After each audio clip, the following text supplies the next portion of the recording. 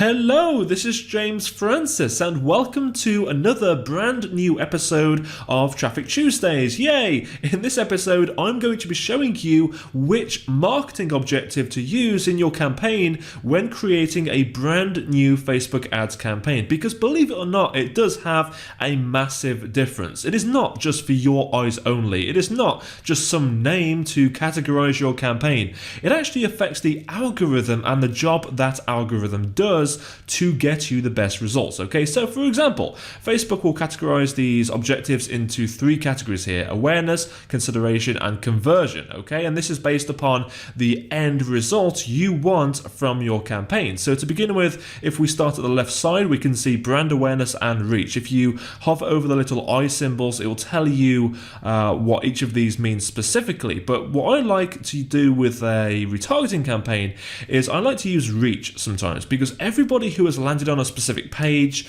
is going to be interested in learning more about that one thing, usually, especially if it's an order form or an upsell product or something after they've just purchased something, right? So with the reach objective, you can reach every single person who has visited that page, which is great for retargeting. And you can also set a limit as to how many times they can see that ad. So that way they are not bored of seeing the same thing over and over again. Whereas brand awareness will just show your ad to as many people as possible with no cap whatsoever, just to get your business's name or your product remembered as much as possible, okay? So that's based on awareness. So you're making people aware of your stuff, okay? Whereas consideration is more to do with just getting traffic. So for example, if you choose the traffic objective here, as the little information symbol thing shows you when you hover over it, it basically sends people to a destination on or off Facebook, such as a website and so on. So basically, it will just send as much traffic as possible to the link that you choose, okay? So it will not take into account how likely those people are to convert.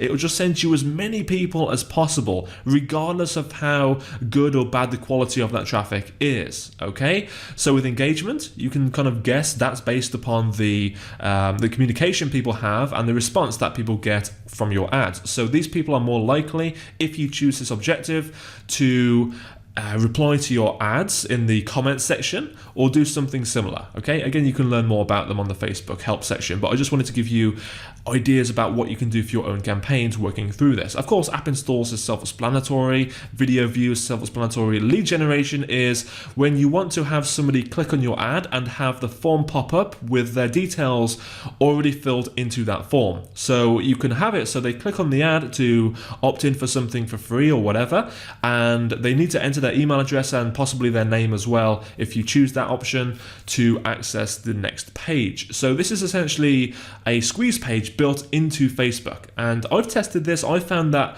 the results after people opt in aren't as great using this method because they haven't interacted with your website yet, okay? So what I found is that my go-to nowadays is this next section over here. And this is where the meat of this video comes into play, all right? So if you are not sure about which objective to use for your campaign, always go with conversions, assuming you are getting conversions, okay? It may sound like common sense when I say it like that, but many people choose traffic when they are trying to get conversions, all right? And what Facebook's algorithm does is it will send you as much traffic as humanly possible if you choose that option, and will send you often people who aren't as likely to convert compared to if you were to choose the conversions section over here. All right, so if you choose this section, Facebook will send you only the best quality prospects who are most likely to turn into a conversion. In other words, a lead, a sale, or whatever you want to happen in this specific campaign based on the pixel events that you choose, whether it's a lead or a sale or whatever you choose, lower down, okay, in this process. So basically, if you are wanting to get new subscribers or you're wanting to get sales, often it's much more effective for you to choose conversions, okay? I've tested this myself. I've thought sometimes it's better to reach a larger audience, maybe try this, and 10 times out of 10, like 100% of the time, every single time, the conversions objective has won in terms of getting the lowest cost subscriber figure, so the lowest cost per lead statistic, and also the highest amount of sales as well, okay?